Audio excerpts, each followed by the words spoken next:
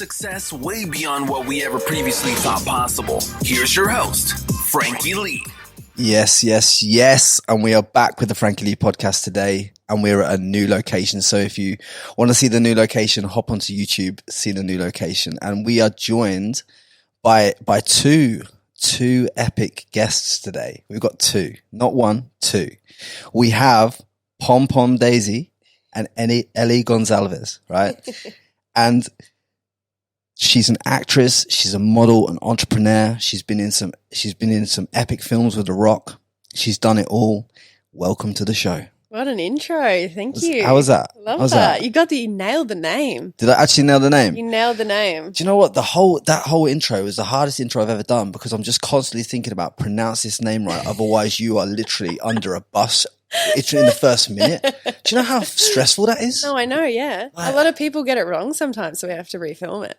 Really? Yeah, they say Gonsalves, like, Yeah, literally everything under the sun other than Gonsalves. Yeah, Gonsalves. Yeah, that's good. See, that's you nailed it. Ellie Gonsalves.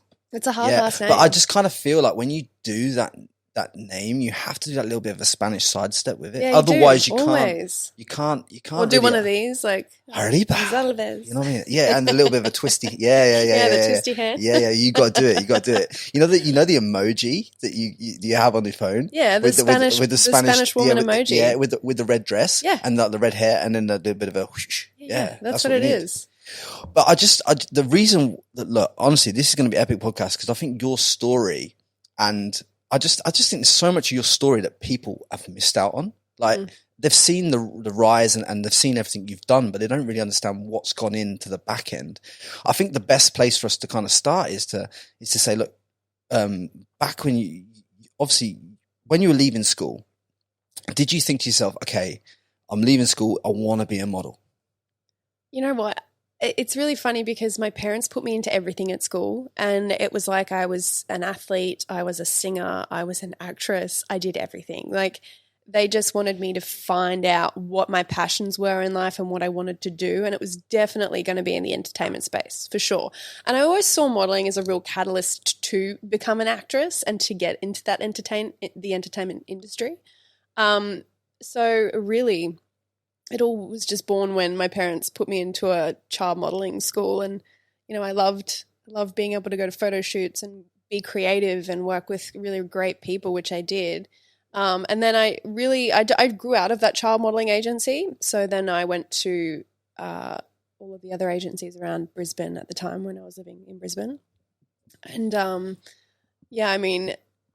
was turned down by every single agency, because I was too much of something or too little of something else. When you say too much of something, what are you too much of?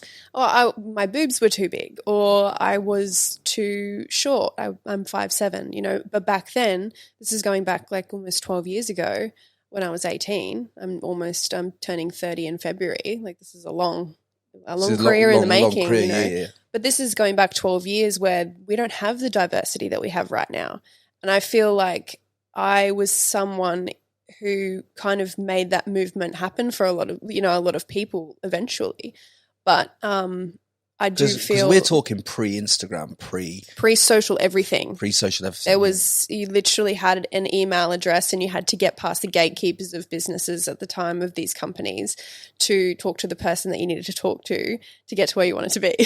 So when I got turned down by all of these people, like my partner Ross and I, who I've now been with for almost 12 years. Big shout out, Ross. Yeah, hey Roscoe, if you're listening.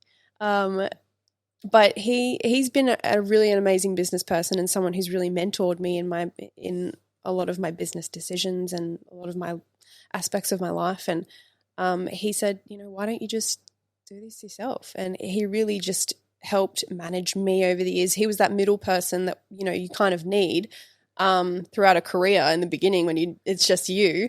So he was the middleman when he needed to be, and he was working so hard with his own career and his life at the time. So it was kind of a lot, but yeah, like he really helped me. He just wanted to see you succeed. He really did. Yeah, he was my number one supporter from day one. I think this is a perfect time before we go on that journey, is to kind of like, how did you two actually meet? Because I think this is a story that needs to be told. We went to the same school, and we never met each other because he's 5 years older than me, so that would have been a bit weird. But he came back, so he left school, I think, in grade 10. Yeah. And he went on to create multiple businesses. He was so successful, and he came back and did a seminar for my business class. And I was sitting there, I was like 15 years old, grade 10. This guy walks in, he's successful, he's super handsome, just really charismatic. And I was like, oh my God, this guy's hot as. Literally, I was sitting there and I did not even listen to the thing he was saying. I just was staring into his eyes the whole time. Well, you didn't even listen to his speech?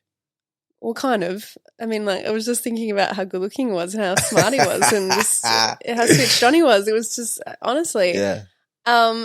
So I went down and spoke to him, and as I'm walking down, because he's like, anyone who wants to come and talk about their career out of school and all of these things, come and talk to me. So I was like, yeah, I'm going to go and talk to him for sure, 100%.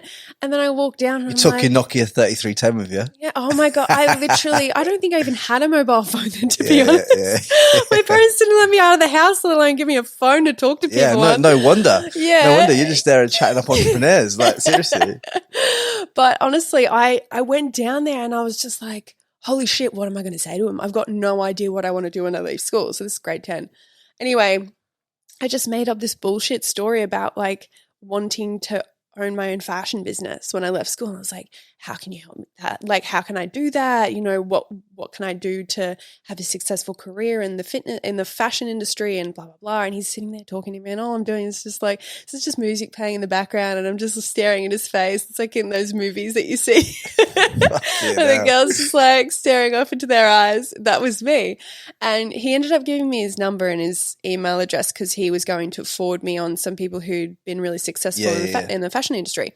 So 2 weeks later, I got an email from him, and by that time I'd started seeing somebody else, so I actually never responded. Wow. I never emailed him back. Hold on a minute. Slow down. I know. You're telling me you went from being in love to 2 weeks you're dating some other guy? Yeah. You're well, crazy. I mean, like, it was, you know, I know you were 15. young. I know you were young, but you're a fast mover, you are. Yeah. So, I mean, I was 15 and he was the guy I was seeing at the time, he was also 21, so he was older. And then I just saw him out 2 years later, just before I'd turned 18. And he's like, I know you, don't I? And I was like, yeah, you do, yeah. Like, as soon as I saw him, I was like, oh my God, it's the guy. Because we had like kind of mutual friends and he just started coming out like to like nightclubs and stuff. And he'd been so busy working for like most of his 20s that he was kind of like in the mode where he was like ready to, he was a late starter. So he started coming out and we just started talking and we just became really, really close friends. And I just fell in love with him. Like I just fell in love with him so quickly. And I was like, this guy is the one. And I'm like, what am I doing with this other guy? Like he was lovely and everything, but he just wasn't my person. You know, when you just know who your person is and who you're supposed to be with. Ross was that person for me. Yeah. So I had to make a decision. Ross kind of like was like, hey, you know, the perfect guy isn't going to wait around for you forever, by the way. How old were you at this point then? Just 17. Oh, Jesus. Just before I turned 18, actually. Wow. So I split up with my partner then. I never did anything untoward. Like I never, you know, did anything inappropriate or anything. It was all very above board. I'm like that as a person. So yeah, we started dating each other. We became best. Like so in love with him. Like I never thought I would ever be with somebody who I could just be so in love with. And I ended up moving in with him. When you were 18? Yeah. We just moved in together and we've been together ever since. And he really has been the most amazing, supportive, generous person that I've ever met. And I'm just so lucky that we got together when we actually did. Because I feel like if we ever got to, I mean, not that he would go near a 16-year-old or anything. But No, for sure. No, and I spoke to him about this, and I'm going to speak to him on another podcast anyway. But I spoke to him about this in the gym, And I don't think he even had any idea about the kind of thought process that was going on in your mind he at the had time. no idea. So like, there was nil interest on his behalf when I was that age. Yeah, for sure. He was just someone who was trying to help you achieve more and to try and inspire you to go and do more. Absolutely. And it kind of led on to something else. Like it's kind of nice how it all ended up for you. Do you know what you've been together for 12 years now. Yeah. It's 12 crazy. years in February. Yeah. And do you know the most beautiful thing about that is that not many young women of your age have been in a stable, loving relationship that is like fulfilled for 12 years. Especially someone in my industry who has so much attention from other people. It would be very hard for women in my industry to have a relationship as strong and as trusting and as he just encourages me so much to be successful in my industry.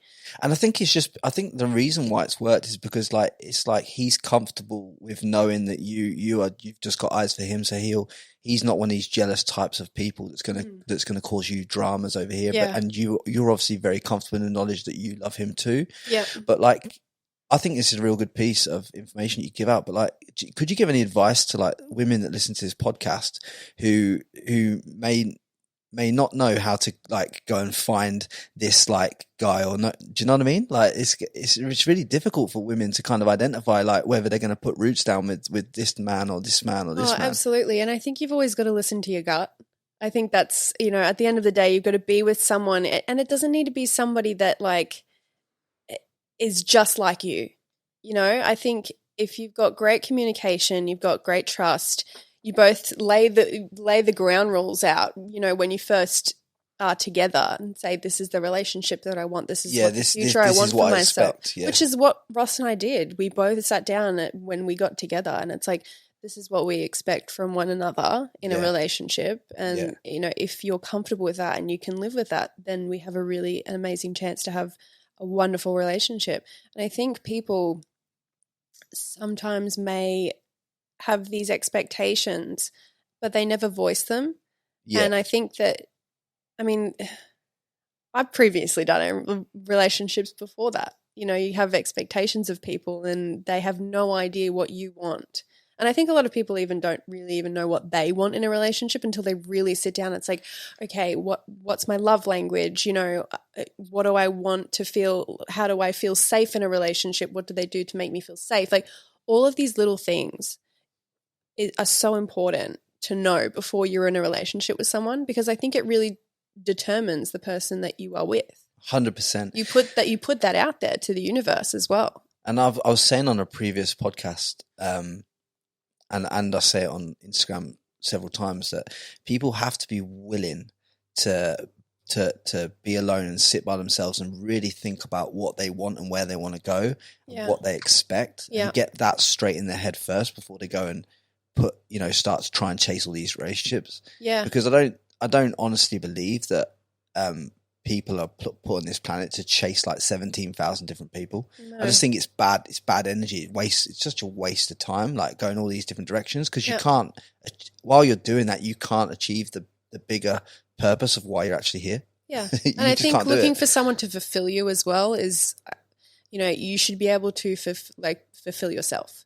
You should be able to be happy in yourself, love yourself, or be on that journey and have someone there with you who is also on that journey of loving themselves and, being able to be self-fulfilled. But not having someone who you think is going to make your life. And I think that's not one of the biggest things in finding a really great relationship. Like I knew I wanted to find someone that I could marry. I didn't want to go around to all these different people and figure out like what I want. I just knew that I wanted to find someone that could make me happy, I could make them happy, and I could marry them. Yeah, for sure. Was you? Can I just ask you? Like, was it a real stable relationship with your mum and dad, and is that why you wanted that within this relationship, or wasn't it like that? So that's why you wanted it. I think growing up, you have a really distorted version of life and people's relationships, and especially parents who are trying to protect you. And which I do believe that my dad did try to do for a very long time. But obviously, as you get older, you see the cracks and in any relationships around you, and you find that there's no. I've found personally that there's no one way to have a relationship. There's no one way that all of these people who are out there who are married or in couples or whatever, there is no one way for those people to be. Yeah. You know, like Ross and I are here 12 years later, and we're not engaged, we're not married, we don't have kids, but that's just our journey that we've been on. You have a dog together. We've got a dog. We're dog parents. Yeah, with your dog mum and dad. Yeah. And let me tell you, right, Daisy is the cutest dog you'll ever see. This is why you have to go look at this on YouTube, because you have to see how cute Daisy's just like sat here, chilled as. She's 10 years old, but she looks like a puppy. Yeah, she's the best. I think, like I said earlier, we shot ourselves in the foot having her before we decided to ever have children, because she's a breeze. And then I think when we have a baby, it's going to be like mayhem. And we're like, what did we just sign ourselves up for? But yeah, I think, I wanted to have, I didn't want to model my relationship off of anything, because I kind of knew that what I would have with someone was going to be different to what, you know, my parents had. And because my parents had problems growing up, and they can only hide that for so long and all of those things. I think it taught me a lot. It taught me a lot of really amazing lessons of what I wanted to be as a partner, as a parent, and all of these things in life. It gave you the kind of moral compass to allow you to operate as a woman. Yeah, absolutely. Yeah. What I did, what I wanted and what I didn't want, for sure. So after obviously you got into this stable relationship and everything's going well, you obviously decided to pursue the modeling side of things. Mm-hmm. Yeah. So what was the first kind of like way that you segued into the industry? Well, because everybody else turned me down, I just had to figure out a way of making it work in a non-traditional way, I guess. And it was at that time a lot of trial and error. Don't get me wrong. There was no way means success overnight or anything. It took a really, really long time for us to actually see any success from what we were doing. Yeah. But we just started reaching out to all of the companies that we wanted to work with. And we found that alongside building my Facebook pages, this is like when they just came out. Yeah, because obviously you're talking about what year would those? What year? 2008. 2008. Yeah. So I remember getting a Facebook account in like 2007, I think, or 2009 might have been. Oh no, sorry, it was 2009. Yeah, 2009. 2009. I think I got a Facebook account. Yeah. And I remember even being there. I was in Cyprus, and I met these two South African models. And they wanted to keep in contact, and I was like, "Well, yeah, I want to keep in contact with you, but I just didn't have, I didn't know how to do it." And then they told me about this Facebook thing, and I was like, "Yeah, I'll get Facebook." Like, who wouldn't get Facebook? Yeah. Do you know what I mean? You're both hot. Like, do you know what I mean? Like, I'm getting Facebook right now. I didn't even know anything about this stuff. I didn't even have MySpace. I was just like, Facebook. And my first two friends were these two South African chicks who were both models. It was great. Oh my God, that's awesome. Fantastic. Yeah. That's a good way to start Facebook. Yeah. So that's how I started. Well, I didn't start as good as that. I mean, I had MySpace and then I got Facebook, but then Facebook business pages came out and I was like, well, that's a great opportunity for me to actually build a fan page. Didn't really know what I was doing with it at the time, but then we started to set goals and were really clear about where we wanted to take my career.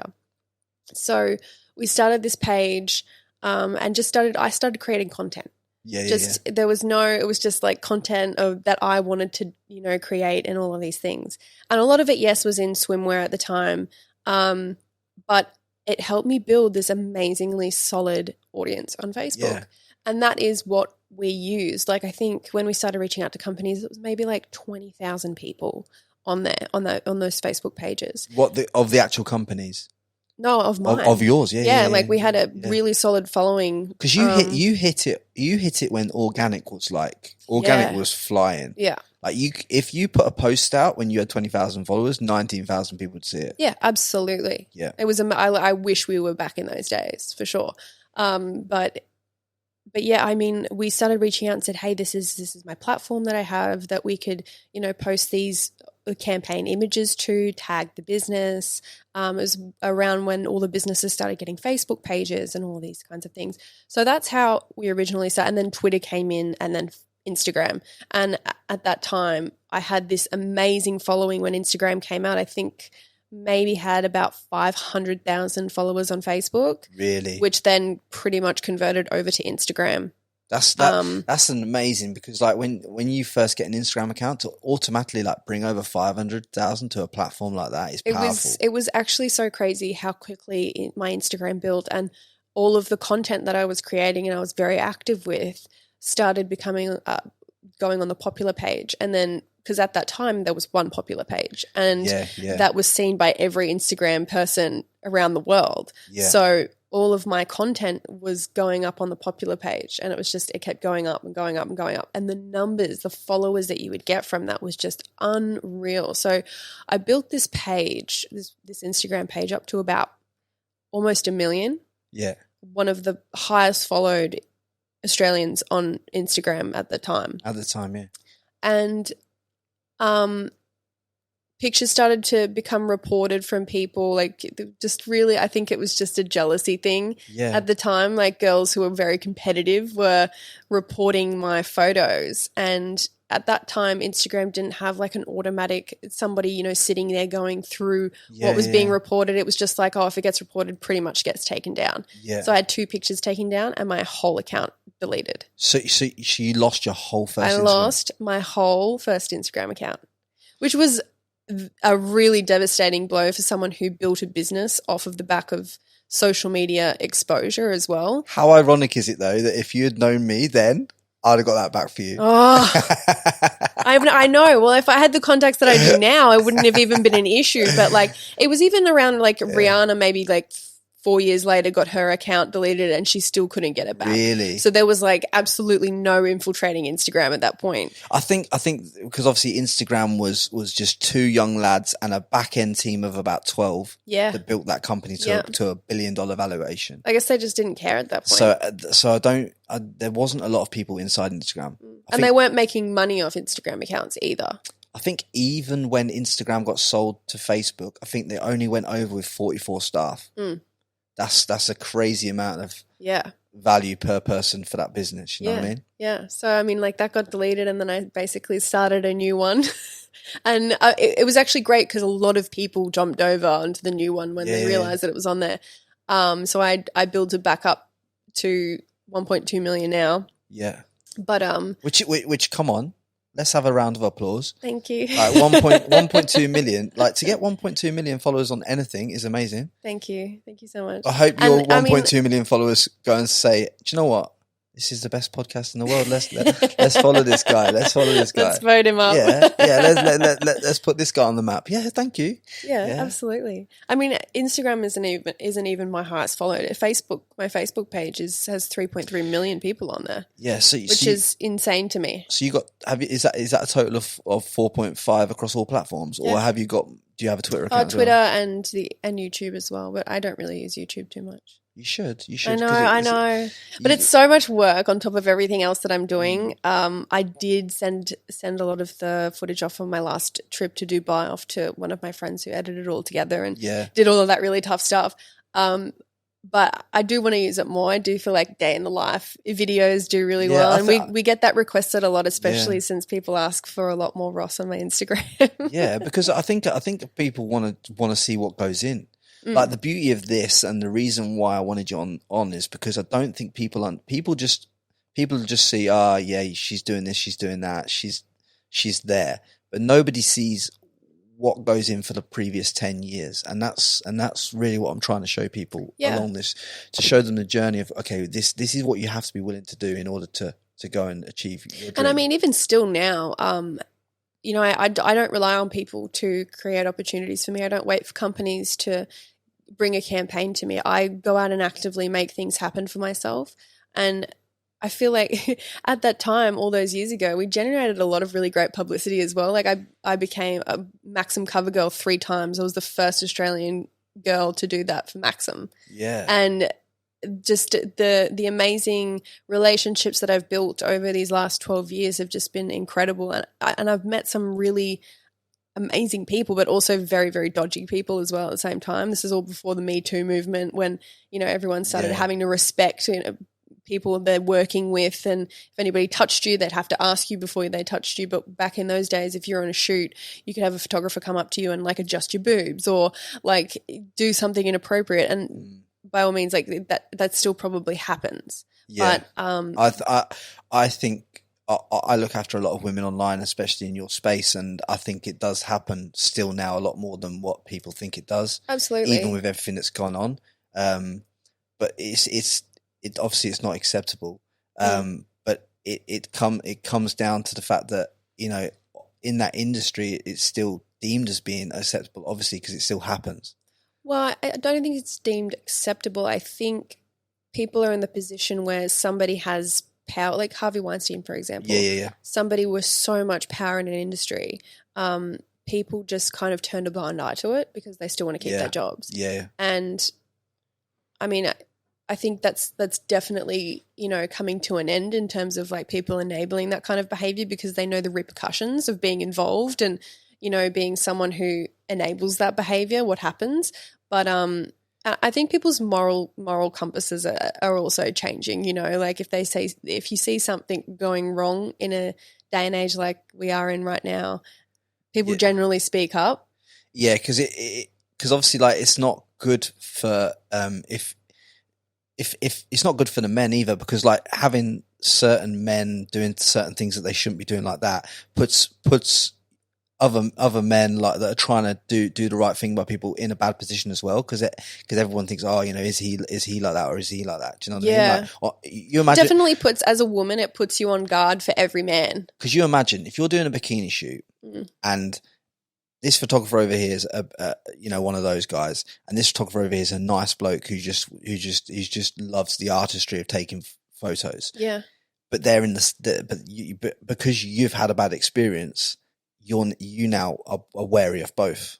Well, I mean, you definitely vet. I was in a really great position where I could vet a lot of the people that I worked with, and a lot of the people I worked with come on recommendation from other people as well, which is, you know, something I very strongly believe in. I don't really go and work with someone without finding out who they are and what they do you know, what their reputation is like.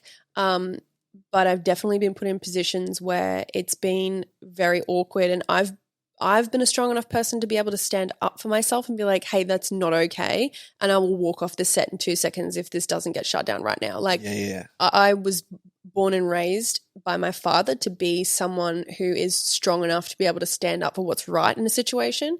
But unfortunately for a lot of women out there, they're put in positions where they just go silent or they just can't say no because they feel like something bad is going to happen or, you know, and that's so unfortunate. And I think that's something that's people are slowly just getting their voices back about in this industry and in other industries as well. It's not just the modeling or the entertainment industry. There's so many other places where women don't feel comfortable enough to speak up.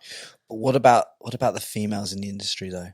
Like in terms of like they're in these cases, especially these Me Too things, there's a lot of women involved as well.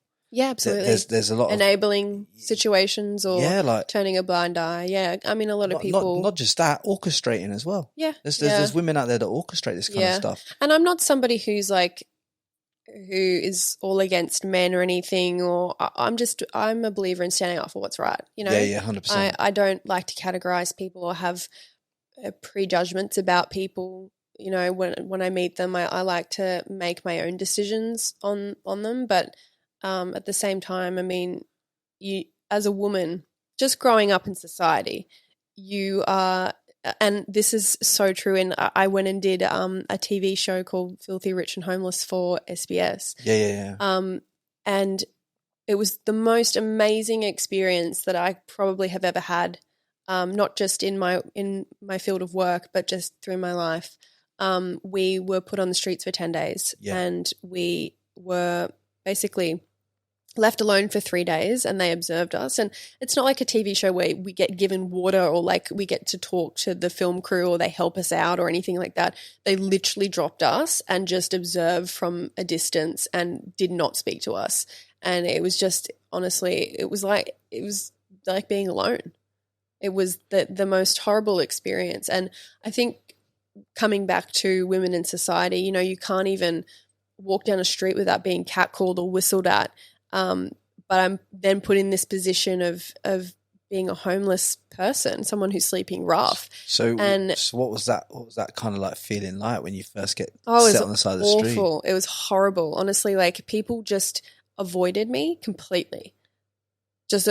And I was given a bag and a sleeping bag and a spare set of clothes because it was literally forecast to be like raining all week. So is like this on the streets of Sydney? Yeah. So like, where did you sleep? I got sent up to Wollongong for 3 days, and I just tried to be as savvy as I could. I didn't want to be going in and I wanted to really make a go of it, you know. I didn't want to be going in and complaining, or because I feel like that's also really insulting to people who are actually in that situation, who do that every day. So I just really wanted to go in with a clear head and be like, okay, like what would I do if I was in this situation right now? So I went and tried to find somewhere dry to sleep. First, I, on the way, found somewhere thankfully to eat that was a place called Goodwill Australia.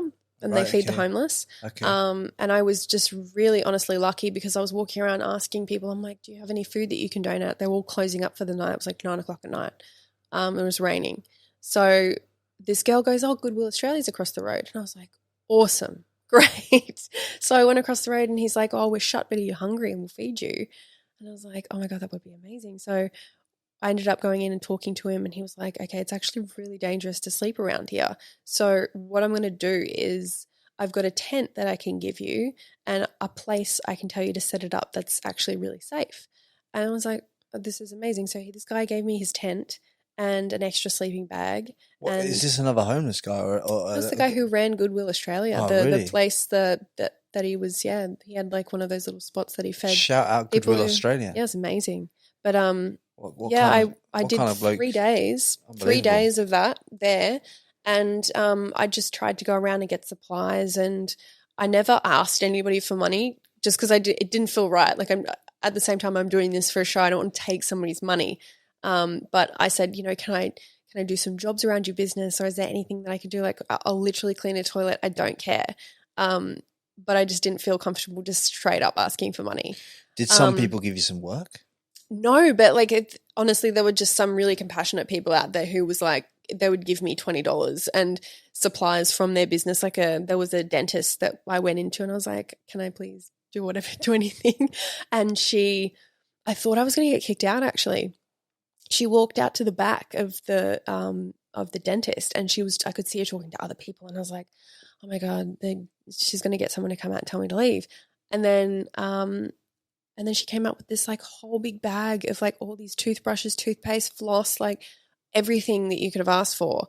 And she also gave me $20 and she was just in tears. She was like, oh my goodness, I can't believe like you are in this situation right now. My heart goes out to you. Is there anything that I can do? And I was like, no, it's okay. And she was like, here's $20. It actually made me quite upset because it's making me upset now. Yeah, it was like, actually, seriously. That was my first moment in the experience where I was like, this is so horrible and so degrading that you know, you just have to, you either sit on the side of a road and you're left to die, or you have to go out and be like, but that's my privilege, asking for help. Like that is my privilege speaking. That's a lot of people in those situations do not have the confidence within themselves. Like they don't think, even if they ask, they think they won't be given. So a lot of people who are in those situations just don't ask at all. So I think the positive of your situation in that situation was the fact that you had a clear clarity of mind. But a lot of these people that suffer in situations like that are consumed by a drug and alcohol addiction, which doesn't give you the clarity that allows you to be able to go and operate the way that you did. Well, I mean, it's just a lot of traumatic situations that put them in those places of having a drug and alcohol addiction. Yeah, abusive parents. You know, like a lot of domestic violence situations, just a lot of mental health issues that can't be addressed within like a lot of young kids out on the street, and a lot of people in the LGBTQIA community as well, who are left out on the streets because they would come out to their families and they'd get kicked out on the streets. Yeah, That's why I feel really passionate about supporting the LGBTQIA community throughout my social media. Like my modeling is just a platform for me. It was always a platform to go off and do better things with my life and to share a message of things that I truly believe in, like being a Wildlife Warriors Ambassador for Australia Zoo, but also speaking about the LGBTQIA community as well and raising awareness for a lot of people out there. And I had my own personal journey of coming out as bisexual when I was 26, maybe like a year after I lost my dad. Yeah. And my brother's gay, and he came out, and it was a really awkward situation in the family where everyone found out before my dad, and my dad got upset about being the last to find out because he thought that he was keeping it from him. Yeah. He was the last person to find out, and he felt really disappointed that, you know, he was the last person to find out. So I always felt really bad that, you know, I never had that opportunity to come out or what have you or anything like that. But I just thought, you know what, I'm at the stage in my life where I'm really comfortable with who I am, and this could help a lot of people. So I'm in a position where I can talk about this, and I can talk about coming to terms with it and knowing how to deal with it and all of these things. So I'm just a huge advocate for people in the LGBTQI community, 100%. Especially working with a trans woman who I was buddied up with on the Filthy Rich and Homeless show. Yeah. Hearing her story and feeling like she was so imagine alone. Going through that though. It's that, horrifying to know that you feel that in your heart that you're a woman but you're born a man. Yeah. Like that is some painful processing that you have to do. And a lot of family issues on her end as well ended up putting her out on the street. She was living under a under a playground in King's Cross. And that's where I stayed with her, and I got to hear about her journey and the things that she'd been through, and I was like, you know what? I really don't speak up for the LGBTQIA community as much as I can. So that really inspired me to do something on social and be a lot more vocal about it and talk about a lot of people who are affected, and a lot of those people are thrown out onto the street because their families don't accept them. I just didn't even have any understanding that even happened in this day and age until you just said that. I mean, the homeless problem we have in Australia was so much worse than what I originally thought it was, and it's just so well hidden here, you know. Well, you say it's well hidden, but even I mean, I live in a decent part of the world, a decent place in the Gold Coast, right?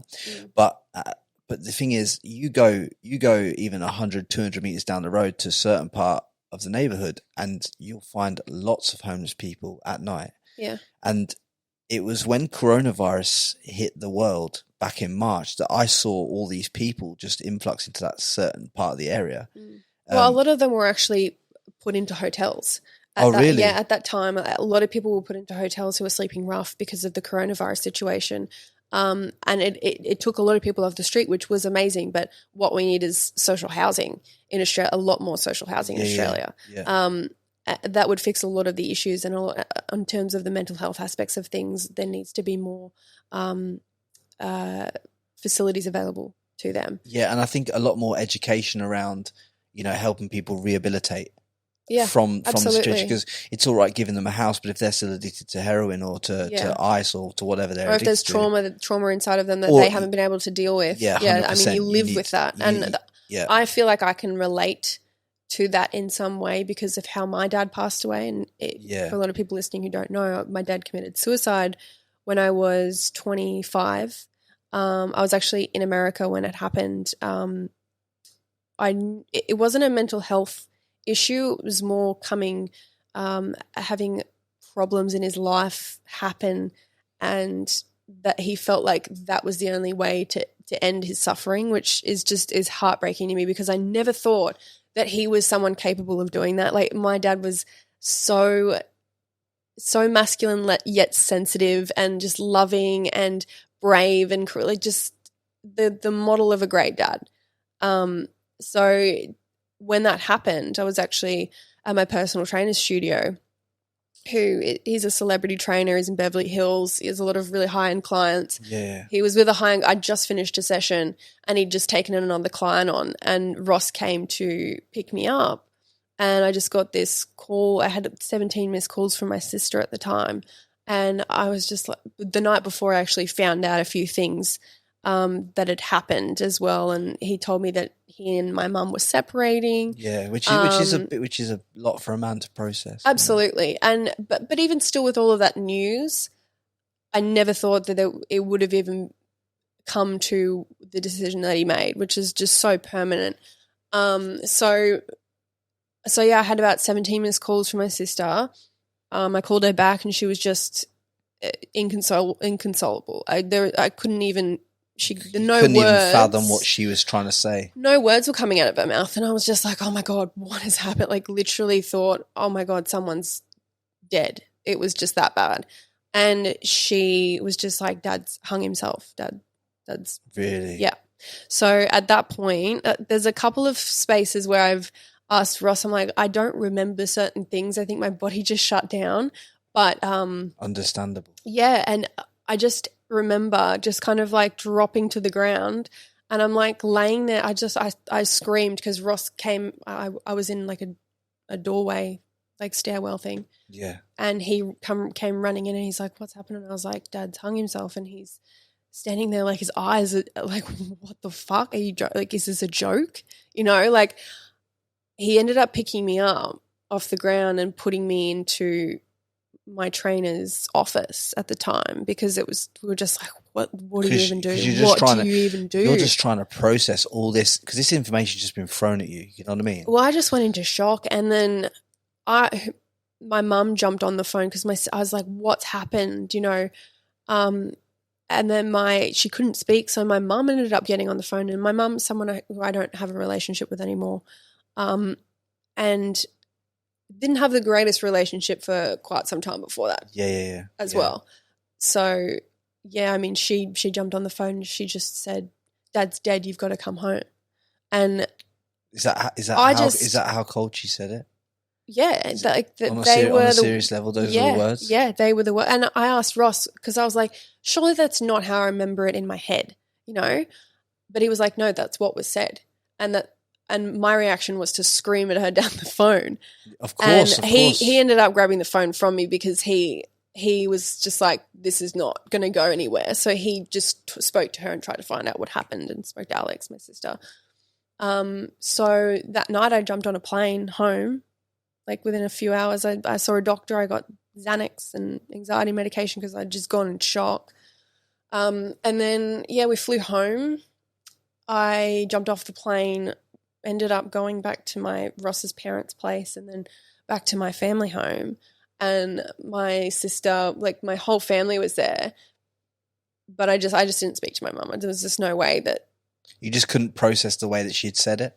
Oh, but there were a lot of other really personal issues that went on, and sometimes you just have to make a decision for your mental health and your happiness to not have someone in your life. And I'm a very firm believer in that. You know, like if somebody just there's just no, they don't respect boundaries, and it's just one of those things that, and I say this to a lot of people that you like, there's a lot of parents out there that are quite emotionally abusive to their children growing up, and as sad as it is, in order for you to grow beyond that, you kind of would have to remove yourself from the situation. Absolutely. And everything that you've achieved and gone on to do is because you've removed yourself from an environment where you didn't feel that, you know, you were connected with them for the right kind of thing. Do you know what I mean? And I was so close with my dad. Like we had a really, really amazing relationship. I was a daddy's girl for sure. Like we were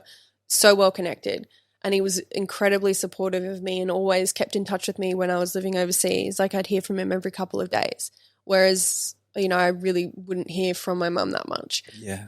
And that's fine. But at the same time, I mean, a lot of issues stemmed from things that she'd done and said over the years. So we didn't have a great relationship. Let's put it down to that.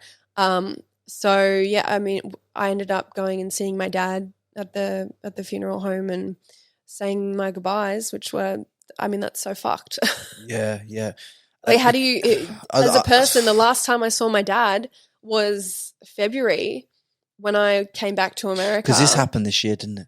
No. This is 5 years ago. Oh, this is 5 years ago. 5 years ago, yeah. So so yeah, I ended up going, like I saw him in February, and then April he was dead. So there were these months where I didn't even see my dad. Yeah.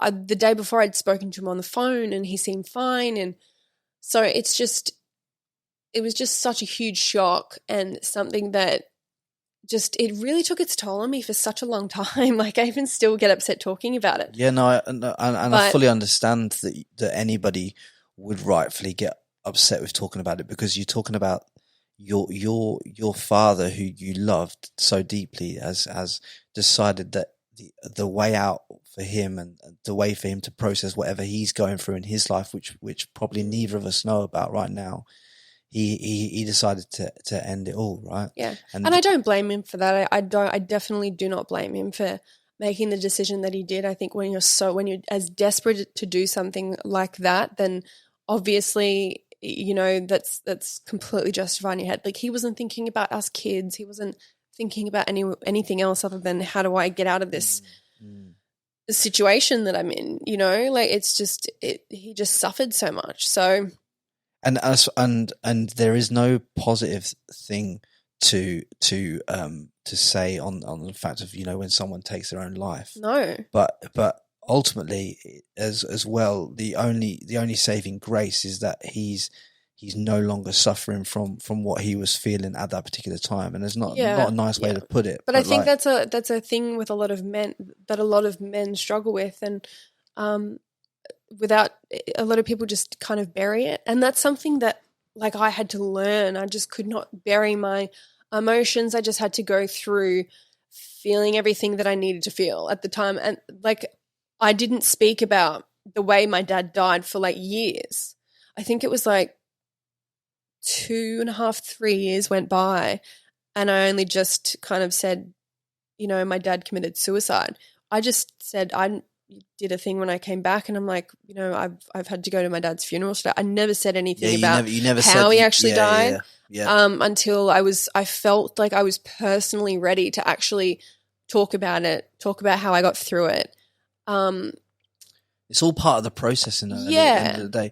Like you have to be ready to process things, and from my personal perspective, it's like I flew back to have an honest conversation with my mother at 30 years old that I'd probably should have had when I was 12 years old. Yeah. Do you know what I'm saying? Like I'd carried that much resentment because of feeling that she didn't love me for whatever reason. I thought that. Do you know what I mean? It wasn't particularly the truth, but it's like you feel these feelings, don't you? Yeah. See, but you only process those feelings when you're ready to process them. So when you started to talk about it, that was your time to say, okay, I'm ready to take this a little bit stage further. And it's a credit on you for being willing and honest and open on this podcast to be able to come here and say these things, because these things help other people so much. Yeah. And that's why I decided, you know, I'd done the work, I'd done the counseling, I'd done everything to get to a really good place within myself. And then I could help other people and talk about it. And I feel like talking about it opens up this whole discussion around mental health that people don't really take seriously. I mean, people don't talk to counselors as much as they should. Like this whole experience made me realize I probably should have even gone to counseling before my dad died. Yeah. You know, but it just forced me into doing something that was actually ultimately really positive for me. To talk to a counselor and work through a lot of my problems. And Ross and I sat down and had counseling sessions with my counselor as well, because he was then pulled into this like position of kind of being a parent too, like taking care of me. Yeah. You know, because it was just shit. And there was things going on in his life as well at the time. Absolutely. From his family, the perspective that happened in the same period. His dad got diagnosed with terminal cancer 6 months after my dad died. Yeah. So he then left me with there was no choice, but he had to go back to Australia after 6 months of course, being with me in America. So I stayed there. All this, can I just say, while you're trying to get your modelling career off to the races in LA? Oh, in America, yeah. It was so hard, honestly. We were just, I think I had I moved over there when I was 23, just after my birthday in February. And just worked so hard. I definitely was given a lot of false hope from people and people promising things that didn't follow through. And I just that's came to see that was America. Like that's the American way. That's the American way. Yeah. You know, they'll tell you they love you. They'll tell you they've got this, they got that.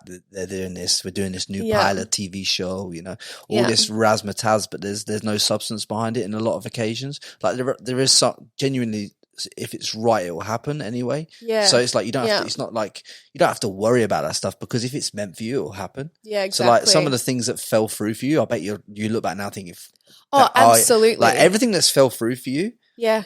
Led me to where I am now. Led me to where you are. Led you to where you are. Yeah. When you obviously, did you think to yourself, okay, I can't achieve anything more in Australia at the time when you decided to move out there, or was it just because you weren't getting what you deemed as a fair cut of the cloth in Australia? No, I feel like there was just a lot more out there, and I needed to experience. Needed to explore. You know, they're just like, there's amazing work here in Australia, but I knew that if I wanted to get to a certain point, I had to be over in America. Like when I was so young, I was like, I want to be a Victoria's Secret angel. That was my ultimate goal in my career for modeling. I was like, I always aspired to that, and it led me in a really amazing direction in my career. Like I shot multiple campaigns with Guess. I shot a Super Bowl commercial, which is insane. Let's not speed through these topics, because I want to really touch on these. So talk to me about getting that.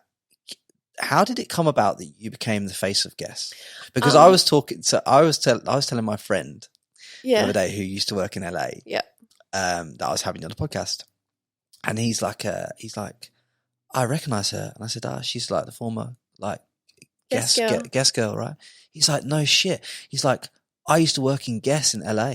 Like she was on the front of my store. Yeah. I'm like, she was. Yeah. I had long dark hair, so a bit different, but that all came about. Ross and I were actually driving back from Las Vegas from visiting some friends out there, and we were just brainstorming things of like, okay, so being a Guess girl was always, you know, up there as like that career, like that really amazing pivotal moment in my career. Yeah. But we're sitting in the car and we're like, okay, you know, I think I just found out that Paul Mariciano was following me on Instagram, who is the CEO of Guess. And we're talking, which is great for the DM. Yeah. You know what I mean? Like, great. Absolutely. So being the proactive person that I was, we're sitting there and Ross is like, we should just DM him. And I was like, fuck yeah, let's do it. So I ended up writing this email to him. Email or DM? Like DM, yeah. DM. Yeah. Saying, you know, it was always just a major, and he followed me for a reason, you know, like he's the CEO of Guess. He wasn't just, you know, so I sent him this message and he ended up responding to me like literally straight away, which was amazing. And he was like, I'd love for you to come in for a test shoot. Fantastic. When do I start? Actually, no, it wasn't.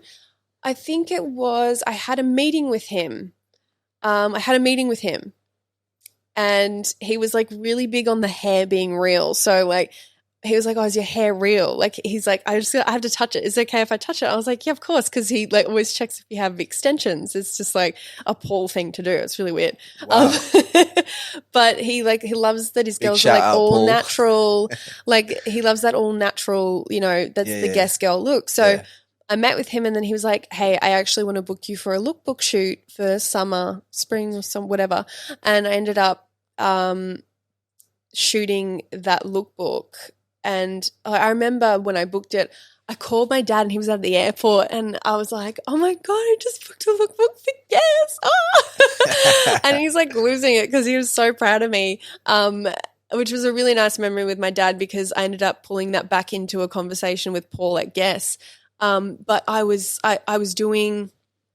did this test shoot, like not the test shoot, the lookbook. Yeah. And then I ended up coming back and shooting a couple more lookbooks for the stores, like all the in-store like catalogs and stuff. Yeah, for sure. And then so like in that time, like my dad had passed and I think it was just a couple of months after because it was like really still very, very raw for me.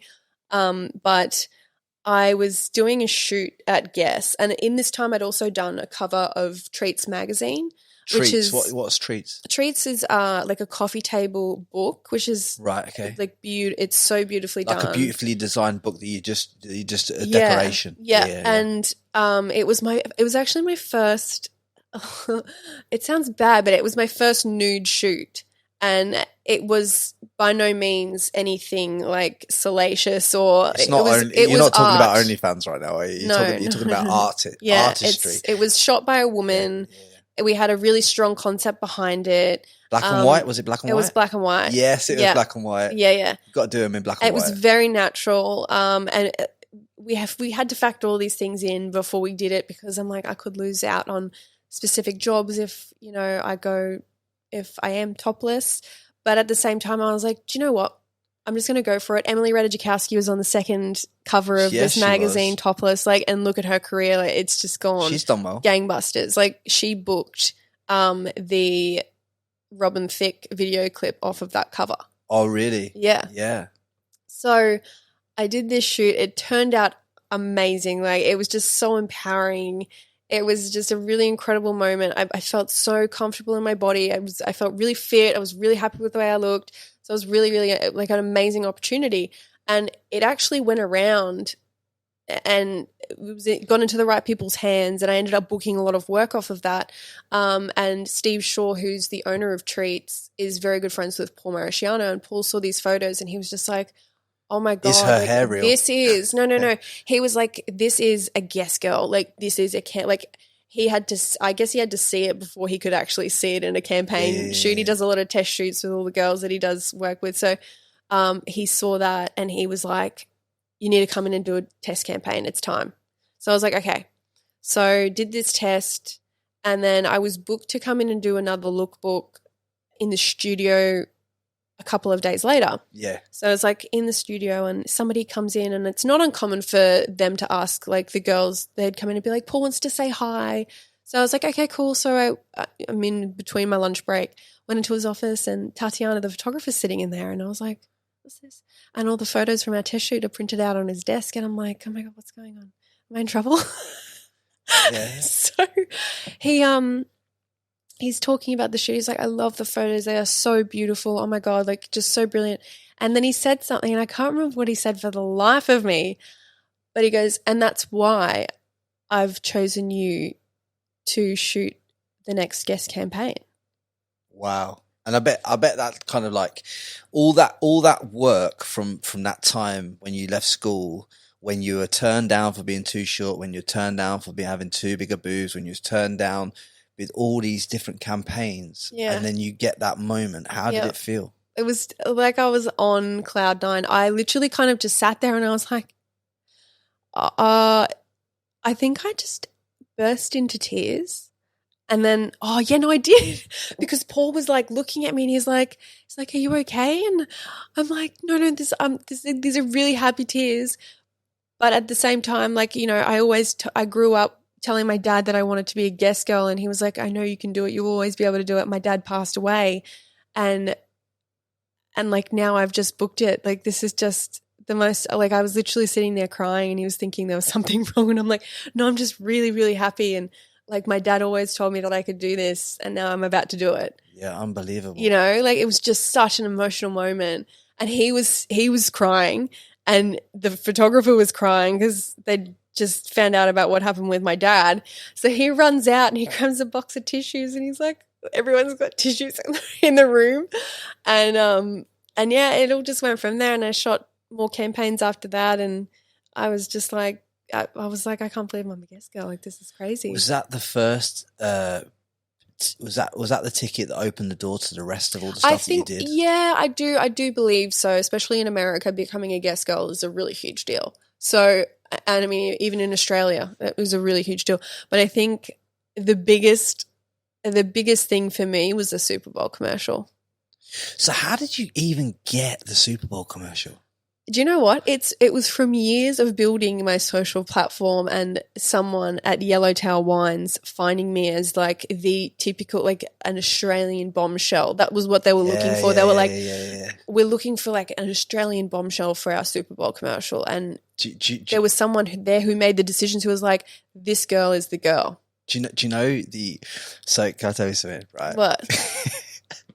So when I was before I came to Australia, like I used to come home from the gym, and Neighbours used to be on at like 6 p.m. at night in England. So I used to come home from boxing gym, walk in the door, and this Neighbours would be on, and that Holly Valance. Oh yeah.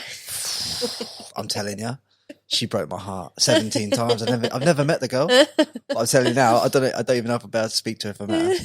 Like she was that Australian bombshell to me growing up, because when I was at that age, when I was like 15, 16, 17. Look, I don't know if you snoring. Yeah, the dog's snoring in the background. It's hilarious. But no, she was like when I was like 15, 16, 14, 15, 16, 17 or whatever, it's like she was that girl, you know, she come out with Kiss Kiss, this, that, and the other. She was the girl next door, but she was the one before you being the girl next door. Do you know what I mean? So like so like just when as soon as you said it, I was just thinking, man, that Holly Valance. That was like the Holly Valance moment to me. Like, so it really, but it did come from them having me on social media. And so, I mean, I guess it was really like years of building this credibility and having this image that I was booked for that reason, you know, like there was no casting process. Like I actually thought it was a joke. I got this email through and Ross had the management email on his phone as well. And I'm like,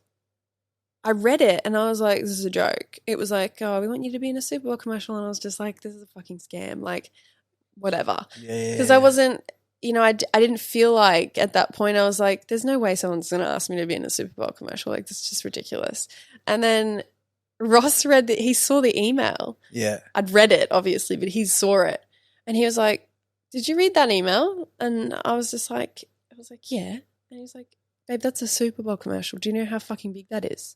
And I was like, yeah, but it's probably not real. And he goes, I'm getting on the phone with them right now. And I ended up booking a Super Bowl commercial. But how long is a Super Bowl commercial? It's like, I mean, like how long does it play for? Yeah, how long does it play for? Well, like 60 seconds. So like this was for Yellowtail, right? Mm-hmm. So this is for the wine company. Yeah. Yeah. So what were you doing in the advert? Because I've not even seen this advert yet. So this is so crazy. We didn't find it. So we booked the commercial. They were like, we're flying you out to Barcelona. I love that place. I think it was like in 2 months, we're flying you out to Barcelona. We're going to film on a beach. And yeah, you've booked it. This is how much you're getting. And it was like one of my first huge fucking paydays for a job over there. Like it was unreal. Like, I'm just like, I'm a living Barry. I was over the moon. Yeah, and, of course you were. Can I just ask you one question? Yeah. Did you treat yourself once you'd done this? Oh, not really. No, but this is the thing I want you to understand, man. You need to have those treats when you do these things, because I just feel like you go from big thing to big thing, but maybe you don't like reward yourself. We do for sure. I mean, like Ross and I mean, the work trip felt like a reward. We've flown over first class. We'll put up in the most amazing hotel in Barcelona. Yeah. And then, so this is the funniest thing. When we got there, right, we get this script the night before, and it's like all this stuff. And do you remember your lines? Yeah, I do. Yeah, but this is the thing. When I'm reading it, because Ross picked it up first, and he goes, "Holy fuck!" And I was like, "Oh my god, what's wrong?" And he was like, "Babe, you're literally being named in a Super Bowl commercial." Like, oh, they actually use your real name. Here at Yellowtail, we believe in Ellie Gonsalves. Wow. He's like, what person in a Super Bowl commercial other than like... Yeah, but you got such a great name. He's like, but you get named. Like, that's huge. He's like, and then when we saw all the Super Bowl commercials for that year, he was like, Miranda Kerr's in that, and she doesn't even get named. I was like, yeah, but that's because everyone knows who she is, mate. Yeah. But like that's huge. So we ended up going out there the next day, and there's like all the huge setup. It's like basically like a movie production. It's just insane. Like the Frankie Lee Podcast, I might ask. Yeah. This is like a movie production as well, look you know. At these lights, Frankie. Oh my God. These lights are out of control. I'm giving you angles on angles right now. Yeah, it's great. Cheekbone structures coming straight through in this video. Popping off. But yeah, we got to this set and I'm like, wow, this is unreal. It was like one of the biggest productions I've ever been on. And just the quality of everything was incredible. But we got into this trailer and I went into hair and makeup and everything, and we'd finished, and I was like, okay, where do you want me to go? And they were like, what do you mean? And I was like, oh, is anyone else coming in to get their hair and makeup done? And they go, Ellie, this is your trailer. And I was like, I'm sorry, what? Wow.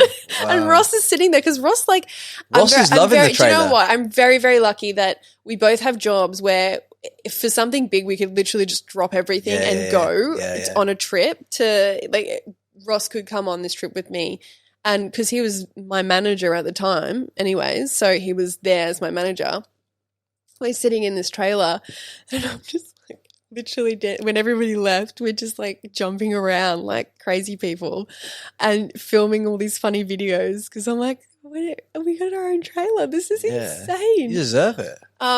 So that was literally probably one of the greatest jobs that I've had, like in terms of like the treatment or treatment and everything like that, and just like the quality of everything. And I was literally on set for maybe an hour filming. I know. At sunset, like the sun was going down. Yeah, we're on this beach. Just one shoot. Yeah, I literally like one shot. Yeah. I mean, like I think maybe we did it in 4 shots. We did it in like 4 shots. Unbelievable. Yeah, and I'm like, are you guys happy with this? Like, do we get everything that you want? but you see that payday as 4 shots, but I see that payday that you got there as 6-7 years worth of hard work. Absolutely. Do you know what I mean? Oh, totally. I totally look at it like that because there'll be so many people on here going, "Oh my god, she got paid this much for that many shots." Oh, it wasn't even about the money. I would have done that for free at that point in time. 100%. Like literally, I would have dropped everything and been like, "I'm going for free." 100%. That job like put me on the international stage like none other. It was just.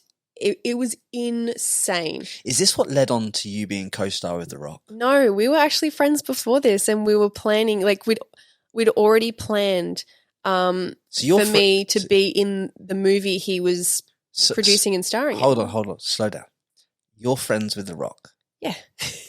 How did you meet The Rock? We had like mutual acquaintances, and then we ended up meeting, and we just got along like a house on fire. Like both of our attitudes were, very similar, and we both had like really fucked up sense of humor. So we just got along really well. And like I sat down and had a dinner with him when we'd first got acquainted, and like he found out a lot about like me and my work and where I'd come from, and told me a lot about him. And we just got along so well, and it was just like a really great friendship. And he's been a really amazing mentor to me over all the years. And it was so funny because he had a commercial come out as a Super Bowl commercial in the Super Bowl for like an ad for his movie. Yeah. So we were both like tweeting each other's commercials on Twitter when they'd come out on the Super Bowl. But I'd literally so before that had aired, I had read for and like booked my role in Fighting with My Family. Yeah. So we already knew what was to come. We just couldn't say anything for ages because obviously, we were. What's it like filming a Netflix movie? Well, it wasn't a Netflix movie. It was produced by. It was a movie, and then it was put on Netflix. Then. Yeah, I mean, it's on everything. It's on Apple TV, iTunes. Oh, wicked! Yeah. Netflix in the UK, I believe, not in Australia at the moment.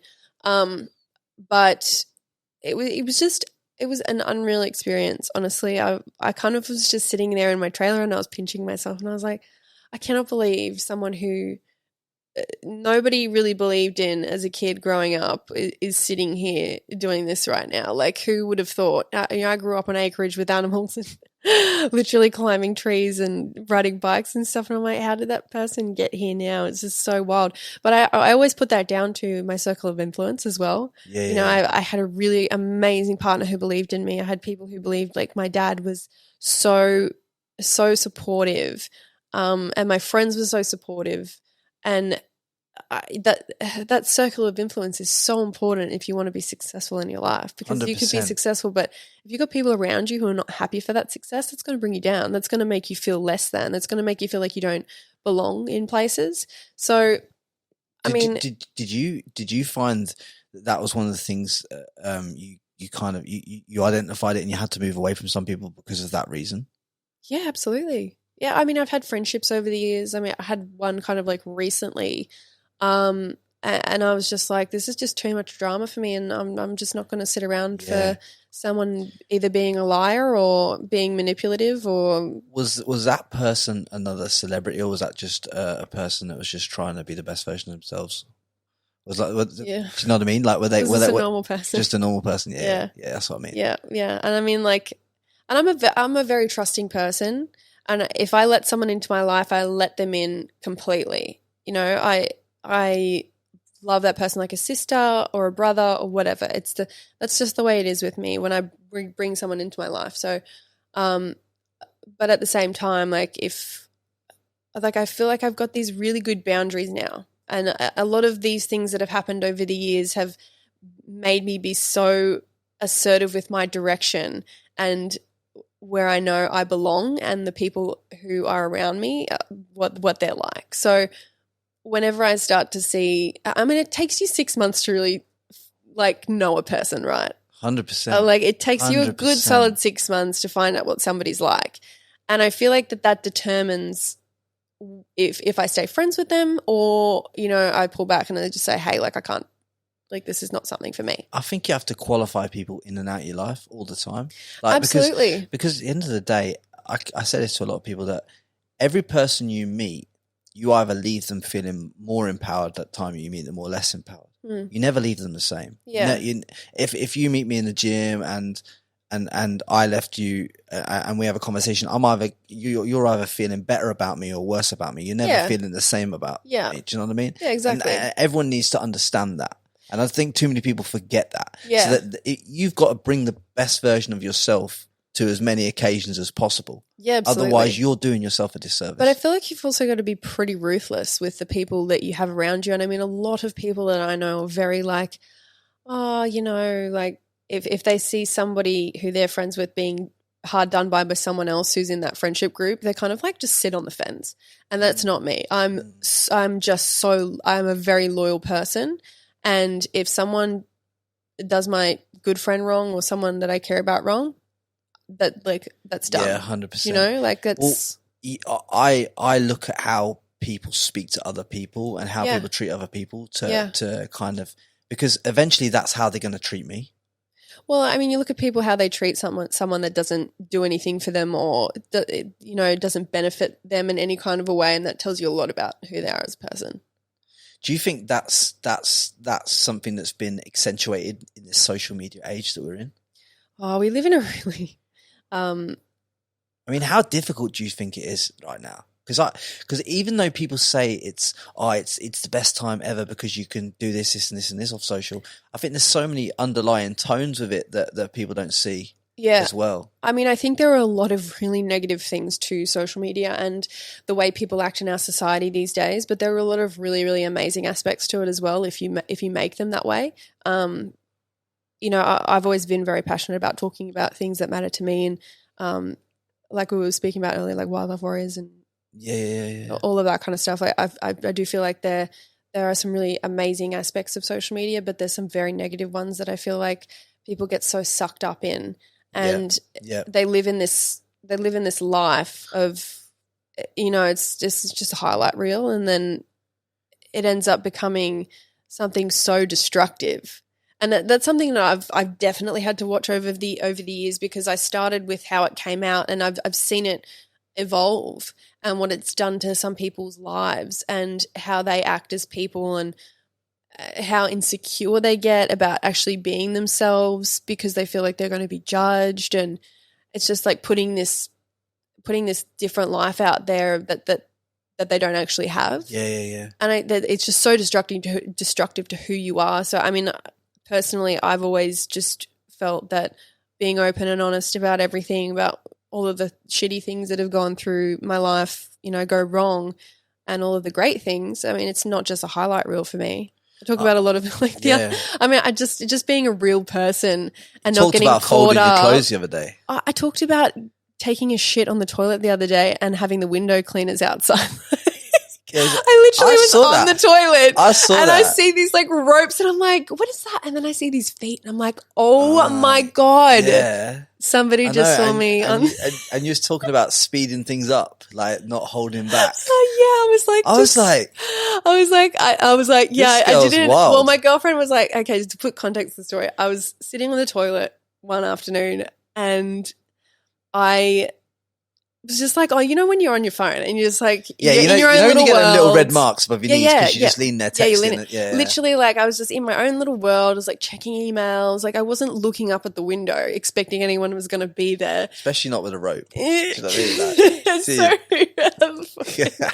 I look up and I see these two robes and I sort of saw the top of someone's head, like they just cleaned that area. So I was just oh, really? This person's literally. So he's already seen you. Yeah. Well, I don't know if you could see in. I don't know if you could see in because they're very tinted windows. He saw you. However, I'm sitting on the toilet and I get my camera out. I'm still sitting on the toilet and I'm just like still freaked out. Then I'm like, is there another one coming? Like. Well, like, is there there's another? two of them. Yeah, there were a couple. Like, there were a few people on the windows. So he's probably texted his mate going, "Have a look at floor 7." Yeah, like, she's. This girl's a so wild. literally, I'm just sitting there and I'm like, so I'm just on the toilet and I look up and this is what I see. Yeah. And then one of my girlfriends was like, "Did you just like freeze poo and like just end it and just get up off the toilet straight away?" I was like, well, no, I didn't like obviously like dilly dally and you know I'm chill about it and like don't care. I just hit the what did I call it the other day? I just hit the escape that hijack escape button. I was like, just get it out. And then I jumped off. You gotta be careful when you hit that button. Though, oh mate, I was just like, if you hit that button and go too hard too quick, I'm telling you, you're giving yourself piles. Yeah, for sure. What is that? You get like the blood vessels. Yeah. You know what I mean? Gross. You gotta be No, careful. it's all good. No, it wasn't too bad. Like, but I mean, yeah, it all comes just back to keeping it real and just. But that's why you've gained a following. That's why you keep a following is because of real shit. This is exactly why we do this podcast because this is real shit. Yeah. Like, if you kept that back, that's not the true version of yourself. So there's no point. You got to be honest with the world of who you are, and then you could. That's what you. Totally what you were saying about a lot of social media people is the fact that a lot of them are hiding behind this. They look like this model over here, but some of them might just like fishing. They don't put fishing on Instagram. But also too, it's like it's just the pressure from society that I feel it's very hard to break away from. Honestly, like I definitely was living in just posting the good stuff for ages, especially when my dad passed away. I was like, there's no way I'm talking about this. Yet I'm like going to counseling 3 times a week with someone who was like the best at what they did because I'm just like, I don't even know what to do. Like, what do you do when something like that happens, you know? Yeah. And I'm in another country and then at a time like Ross's dad got sick. He went to Australia and I was there by myself. And so I've actually reposted a photo that I did and I'm on the top of Running Canyon and it's a photo of me like with my hands up in the air and I look so happy and I'm like, little did anybody realize when I posted this how shit I felt and how hard times were for me. Yeah. So this is just a reminder that no matter what you see on Instagram, like I went into a big paragraph about like what I was going through and stuff. It's so good though for people to see that like and really understand it. Yeah, it's life is not what you see on Instagram. It's just so carefully curated by people and while my Instagram is a business, my social media is a business, it still should be truthful to who I am as a person. 100%. Yeah, and I feel like people do get scared about putting the real them out there because they'll feel like they'll be judged or whatever, but over the years of being in an industry like mine, the fear of judgment just goes. Especially after being in LA. Like, absolutely. Oh my God, it's ruthless. Those girls are ruthless. They're savage. Oh my God. Tell us some stories about some of these chicks and the wild things that they've pulled off in these kind of interviews. I mean, I don't really like bagging people. I'm not telling you to drop names. No. But like, I mean, it's just a different world over there. People are raised differently. They're raised to to want different things, like as opposed to me growing up in Brisbane, Australia on acreage with like horses and kangaroos.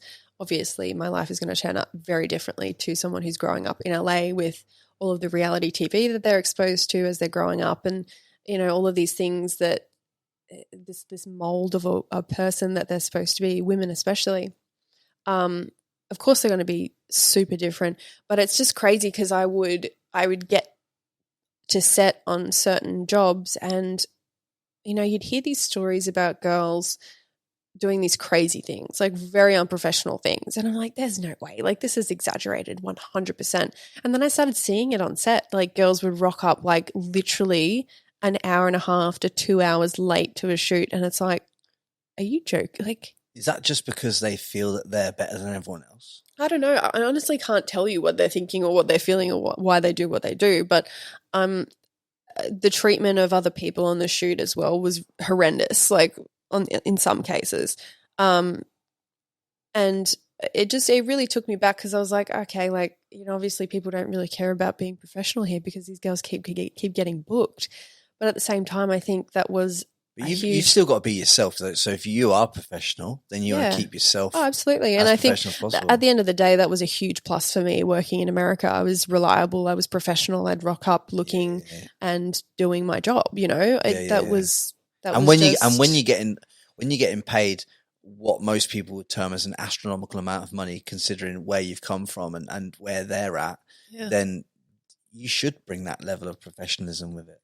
I mean, even when I wasn't being paid, there was definitely times where I was struggling with money for sure over the years. That was 100%. Really tough times. Trying to, make it somewhere is really hard. You put a lot of work in and you're doing all of these things and you're not really seeing, seeing anything from it. But in the long term, that's the juice though that I've got out of this interview so far with you is the fact that, and so many people should literally cotton onto these three things, is the fact that you reach out to people, you make yourself known, and you build this personal brand, and you put yourself out there in the situations for people to, some people are going to say no, but some people are going to say yes too.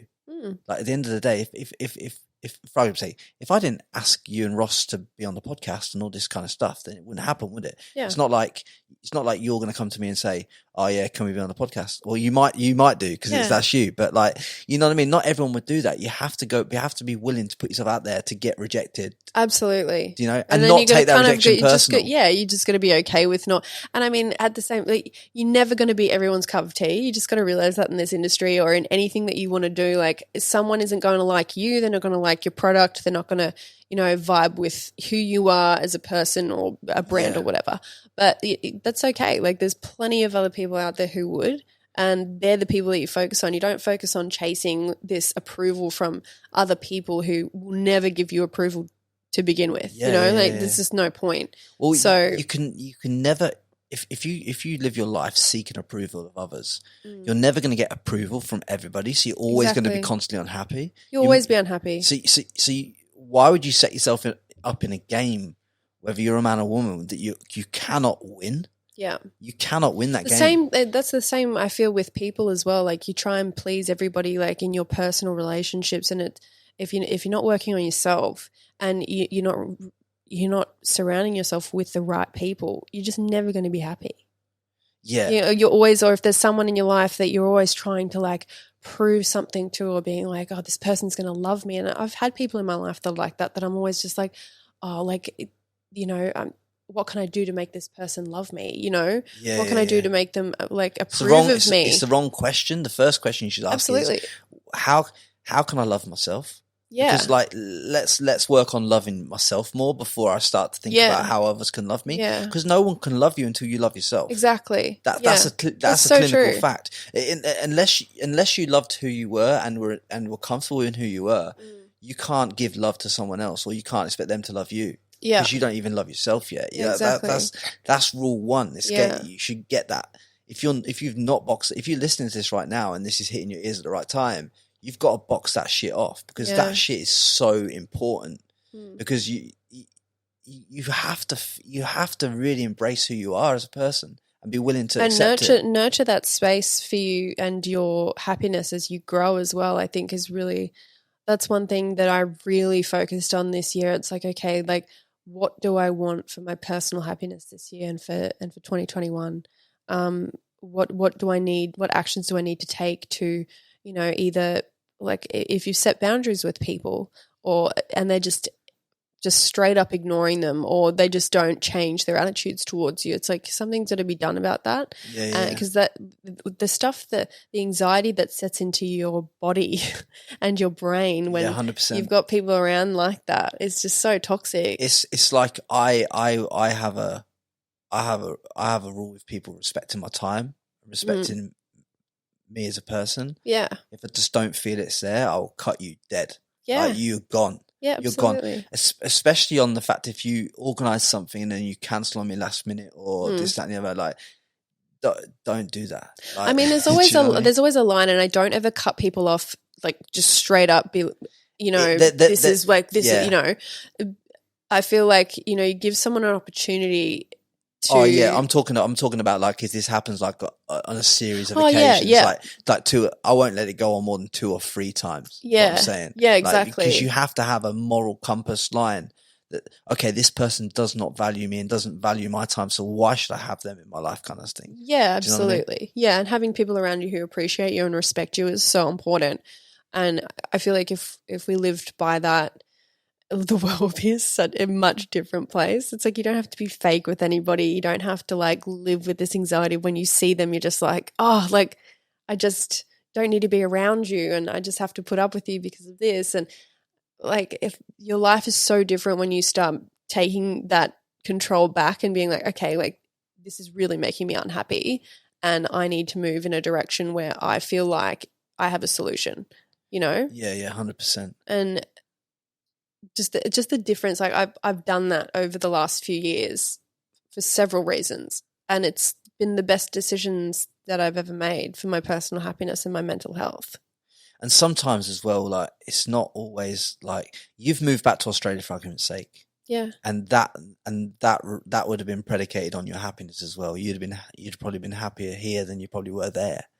Because absolutely. This is my home. This is my home. My friends are here.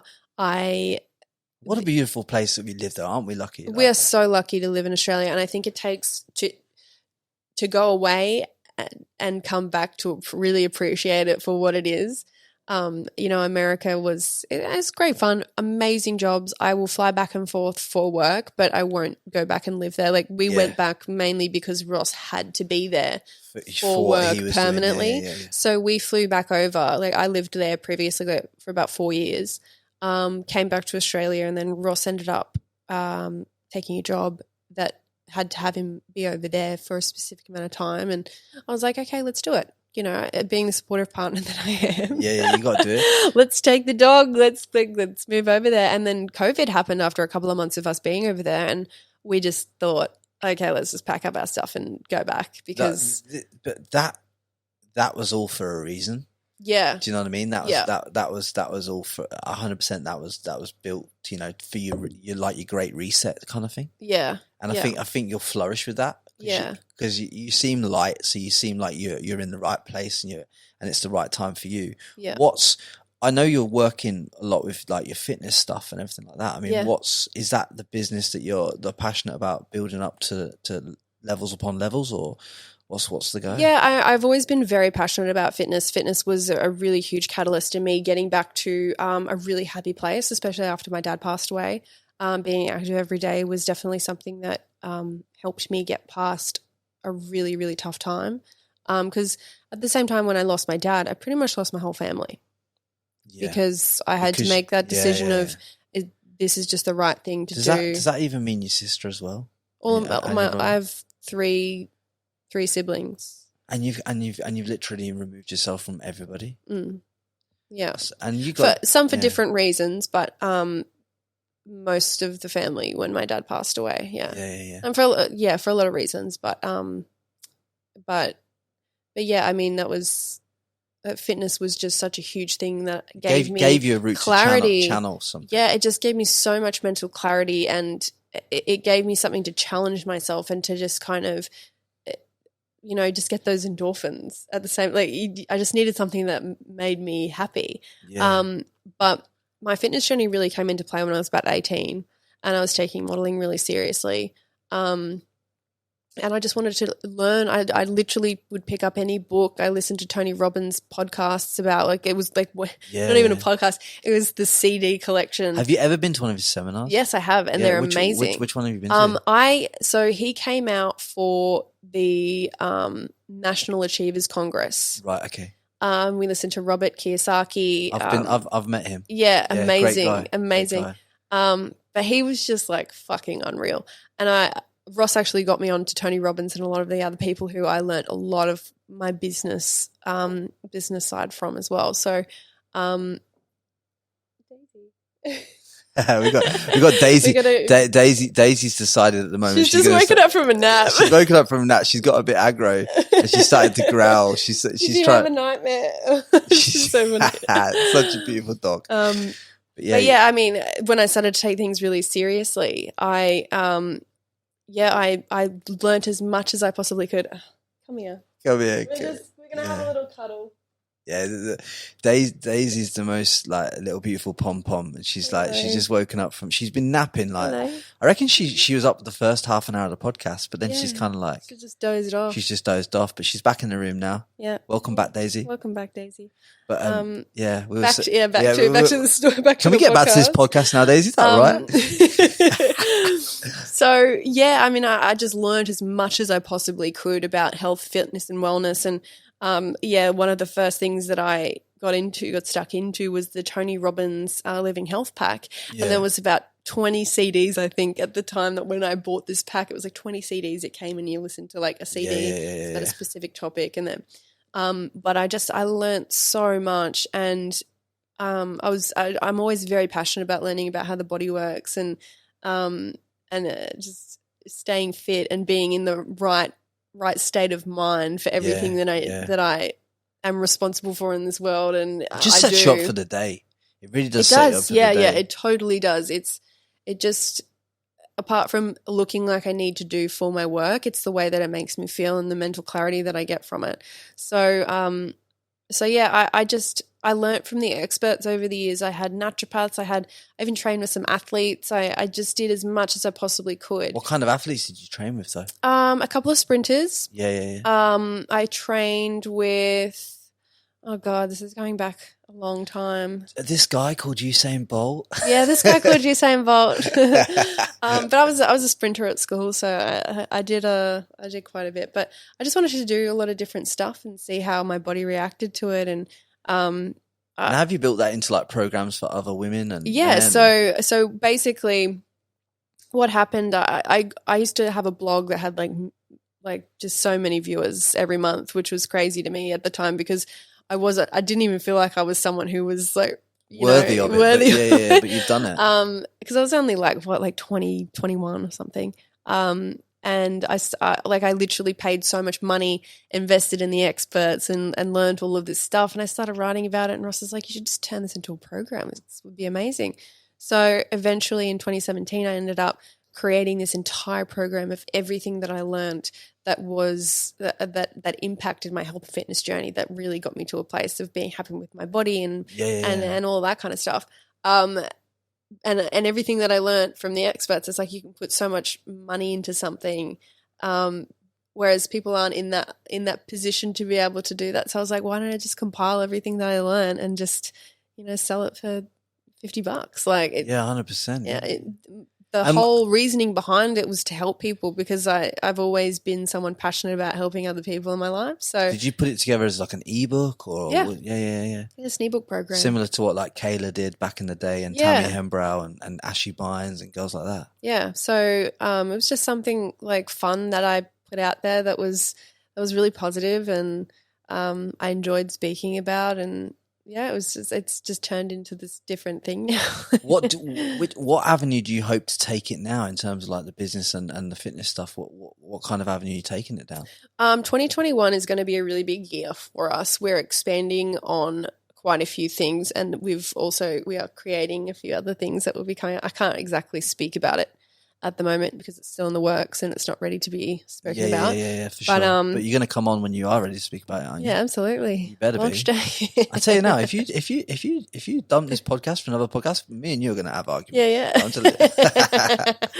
Yeah. So we just basically spent this year just absolutely fucking hustling and figuring out. Yeah.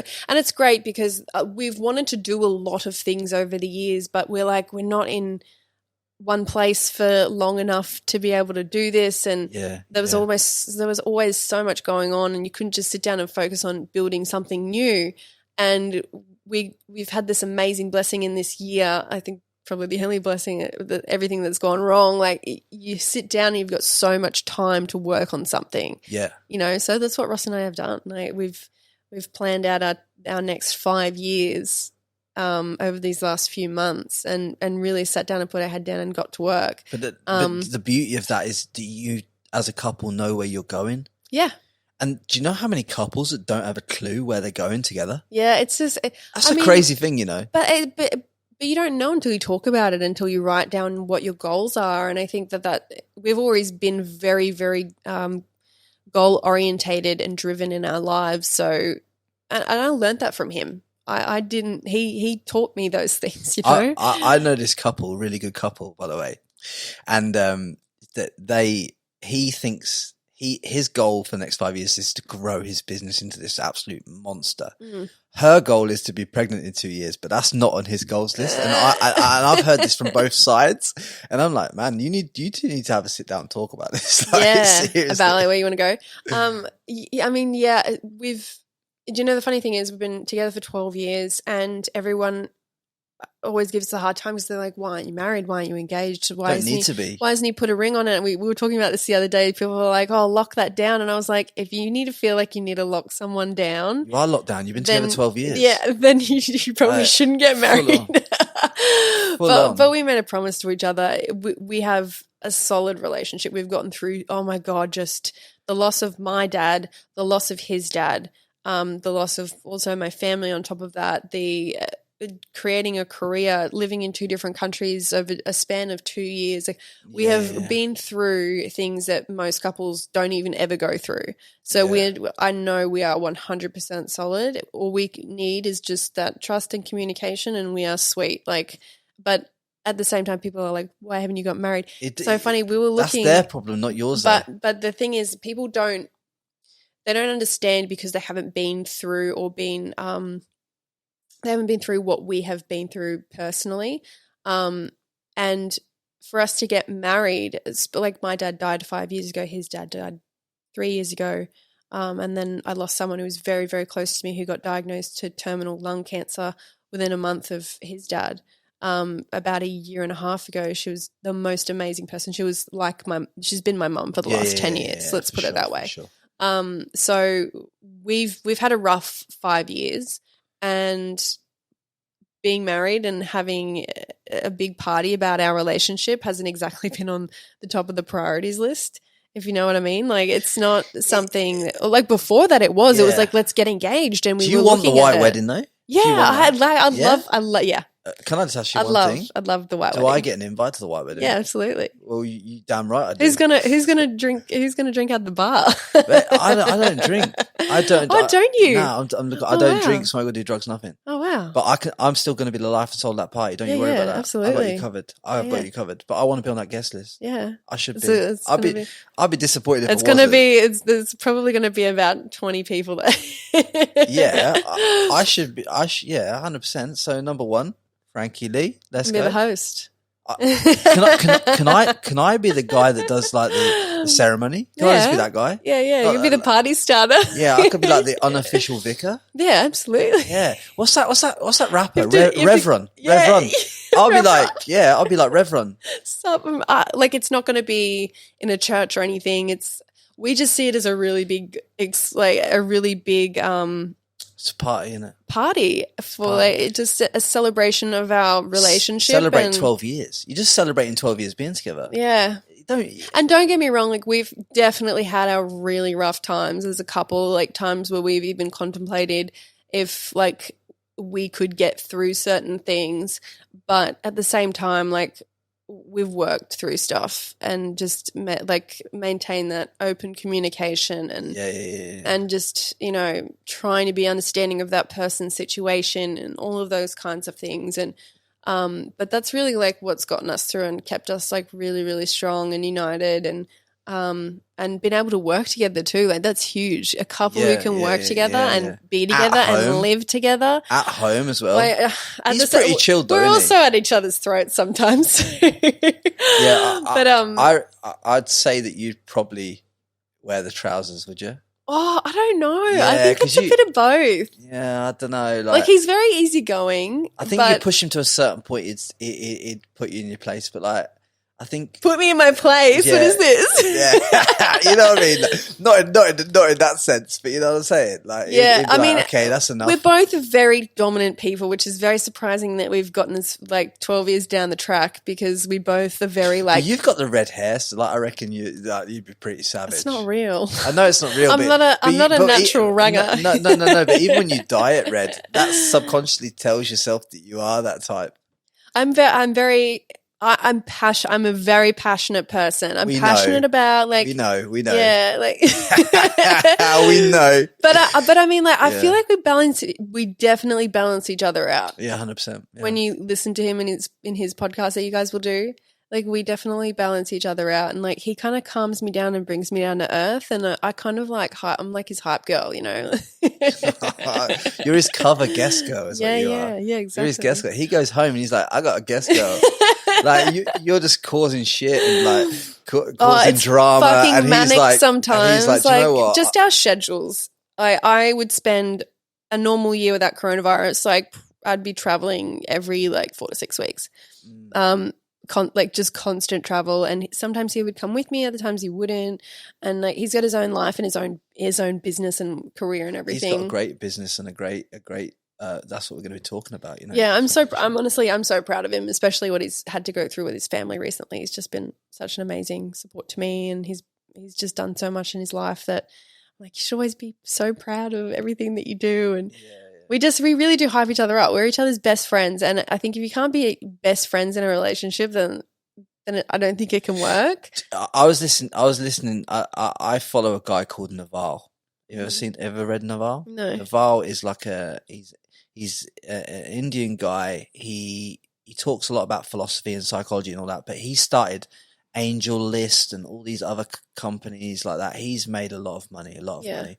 And one of the things he writes down, he wrote down in a tweet storm, was the fact that if she isn't going to be your wife, get rid. Like, because there's no, you're wasting time basically as a man. Absolutely. And I kind of saw it that way as well, as being a female. Like, why would I waste my time with someone who I'm serious about, you know? Yeah, that's what he's saying. He's saying like, if you're with someone, just chasing these temporary highs that people chase, there's literally no point to it. There's no substance to it. You're not taking yourself where you actually truly want to go and all that stuff. So you just get rid of it. Yeah, so you can actually focus, get back on a path to focus on what you want to actually do. Yeah. Because a lot of the times when you're trying to do all these different things and trying to have all these different relationships with different people, you're actually just keeping yourself busy to stop yourself thinking about actually what you want to do.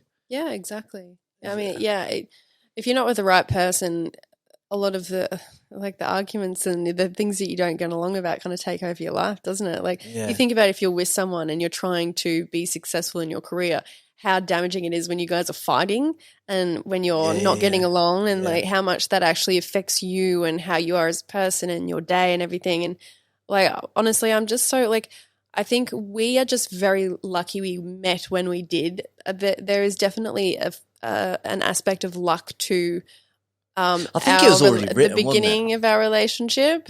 It's pretty much written from when you met him in that I don't know. I don't think it was. Well, yeah, but I know it was because it is. Because you're here Yeah, now. I know, but I feel like it was just like he could have been taken away somewhere, like another country, but he wasn't. Like, I know, it's so just so weird, isn't it? So I just feel it's like that first little bit was just luck in some kind of way, but then we turned it into something more because we just, you know, became best friends. Yeah, and then I fell in love with him just almost straight away.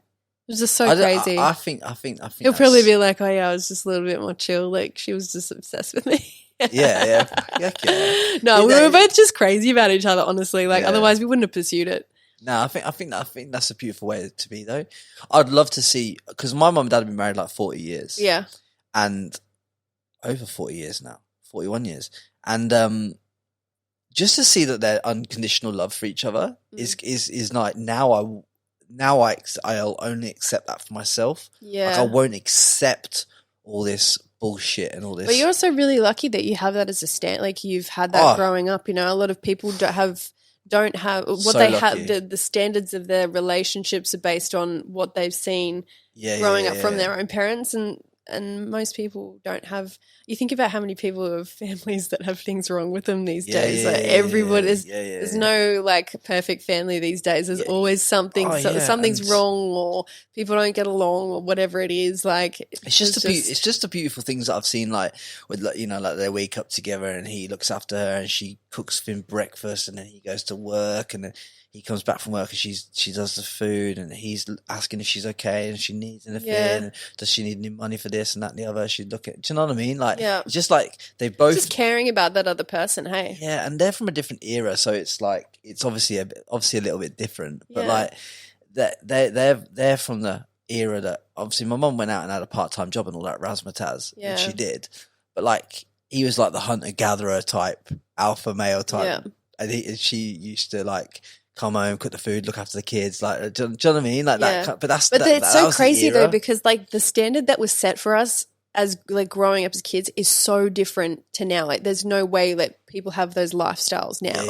And I almost feel like we shoot ourselves in the foot trying to grab that because it's not realistic for this day and age, if that makes sense. I think everyone, like, there's nothing wrong. Like, you know how everyone's like, I hear a lot of women say, like, "Oh, I want to be an independent woman," right? Yeah. My dad, not once in that lifestyle did I ever not think that my mum was not an independent woman. Yeah. And my mum was not an like she never thought herself she wasn't an independent woman. Do you know, she was. Yeah. But like it was just a different. They just knew that, well, she's better at that and he's better at that. So rather than trying to do things that we're not good at, why don't I just do this that I'm better at?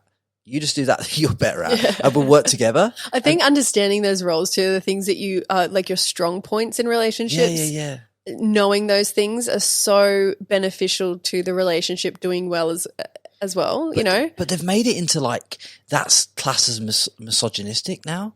But like it's not. But I mean, just like not saying like I should cook and clean and all. No. He never expected that. Yeah. Like he never came home and said, "Where's my dinner on the table?" Yeah. Like he would never say that. Yeah. But she just did that because she had unconditional love for him. Yeah, and she just wanted to do it. And there's nothing wrong with that. Yeah.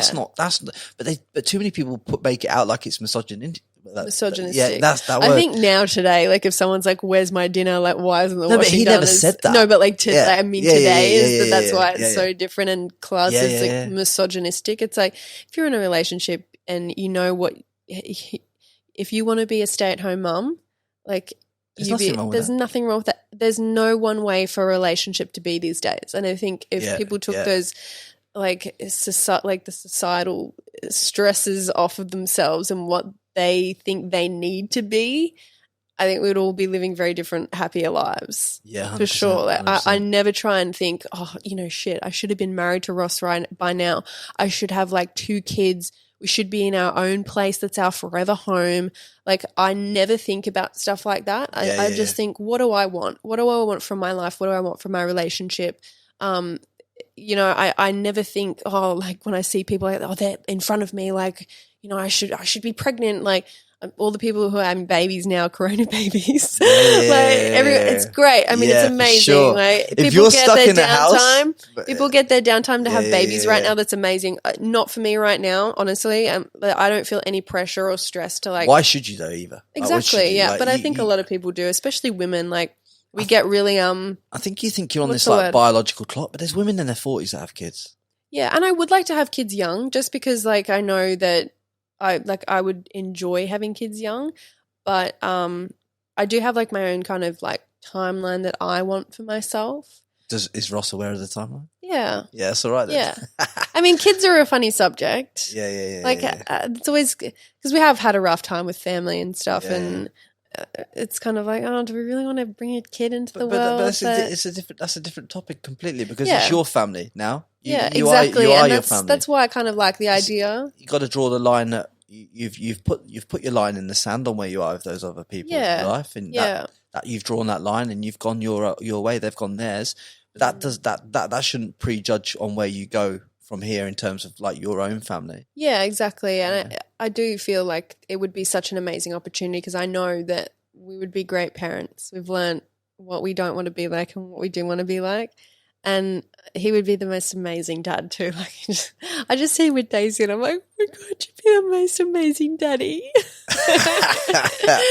But like, I mean, can feel this broodiness already. Like Ross is we're just planting the seed. He's getting hit at pace. But you know what? When people have asked me and I'm like, I don't really know if Ross wants to go down that path, they're like, how does that make you feel though? Like, what about you? And I'm like, It's a together. Do you know what? It's a together decision, and if I need to respect the fact, if he doesn't, I'm never going to force him into having a kid.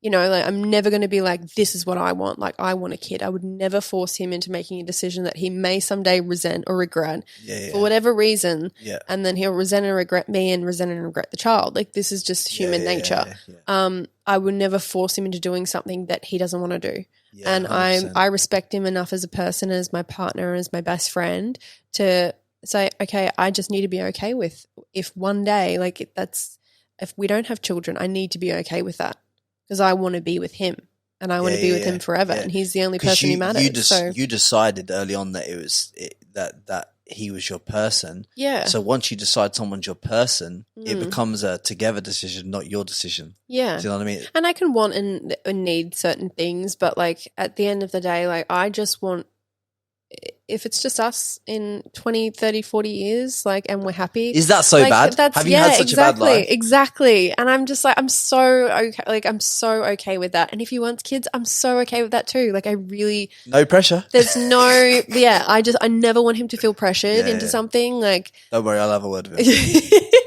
I'll have a word. But I mean, it's I'll just bowl in the gym tomorrow. I'll pull him over to one side and be like, mate, all I'm going to say to you is, kids, how do you feel about it? Kids. Oh my God. He's just going to be like, God, do you want the honest opinion? No. He's just doing he's on his own journey with his own business, and he's doing great shit. And he's just trying to be the best version of himself as well. And, absolutely. And when it's right, and when it's, and when the stars align, so to speak, I believe in that stuff. Yeah. Like it will happen when it happens. Absolutely. And you've got, and we'll be so ready for it and okay with it. And you got so much. I just see you doing so much in the next few years. Like in terms of we've got a lot planned in the next few years. Yeah.